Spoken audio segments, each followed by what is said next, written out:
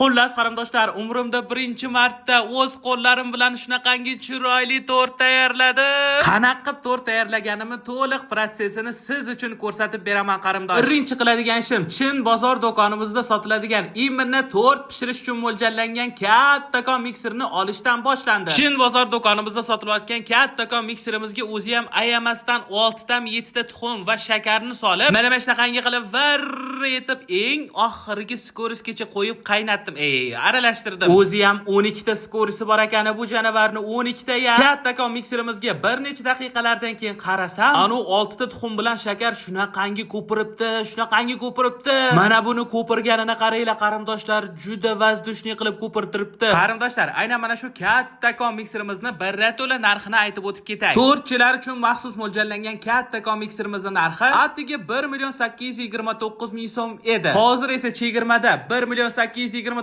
so'mga emas. Aynan mana shu kattakon mikserimizni atigi 1,199,000 so'mga faqatgina 10 dona qarindoshlarim olishlari mumkin. Chunki 10 dona qolgan deb bu skidkadagi mikserimizdan aynan mana shu kattakon tortchilar uchun mo'ljallangan mikserimizni hoziroq chegirma narxda butun O'zbekiston bo'ylab zakaz qilmoqchi bo'lsangiz, ekraningizdagi aynan mana shu raqamlarga hoziroq qo'ng'iroq qilib tezda buyurtma bermasangiz, o'zi 10 donagina qolgan bo'lsa, yetmaganiga skidka bo'ladigan bo'lsa, tezroq zakaz qilmasangiz qolmaydi qarindosh. O'zingizdan ko'ringki. Xo'sh, tortga keladigan bo'lsak qarindoshlar, tortimizni biskvitini tep-tekis qilib pishirib olganimni hammanglar ko'rdinglar qarindoshlar. Ana endi tortimiz ustiga krem tayyorlash uchun mikserimizga qaymoq bilan sugushonkani solib yaxshilab aralashtirib, tortimizni ichini yasashni boshladim qarindoshlar. Biskvitni o'ttasidan kesib olib, tortimizni yeganda odamning lablari qurib qolmasin deb, biskvitni ustidan shunaqa mazali, shirali bo'lgan sirupni qo'yib chiqdim. Tortimiz yanada mazali bo'lsin deb bir emas 2 xil krem ishlatishga qaror qildim qarindoshlar. Hozir ishlatayotgan kremim bu marojniy krem. Buni men o'zim qilmaganman. Biskvitimizni birinchi qavatini shunaqa marojniy krem bilan qoplab, ustidan bananlarni qo'yib chiqdim. Uni ustidan biskvitimizni ikkinchi yarmini shundoq qo'ydim. Mana bu esa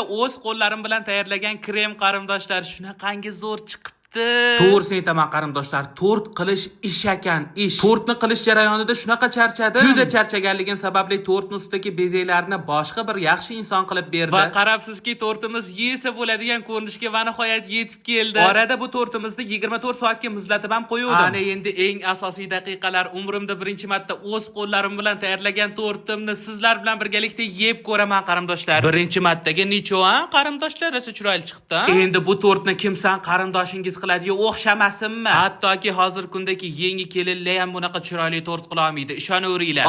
Olingizlar. Ali, hop, ishonasizlarmi qarindoshlar? Shunaqangi mazali chiqibdi. Qo'llarim dard ko'rmasin, rosa mazali bo'pti-ya. Happy end qarindoshlar.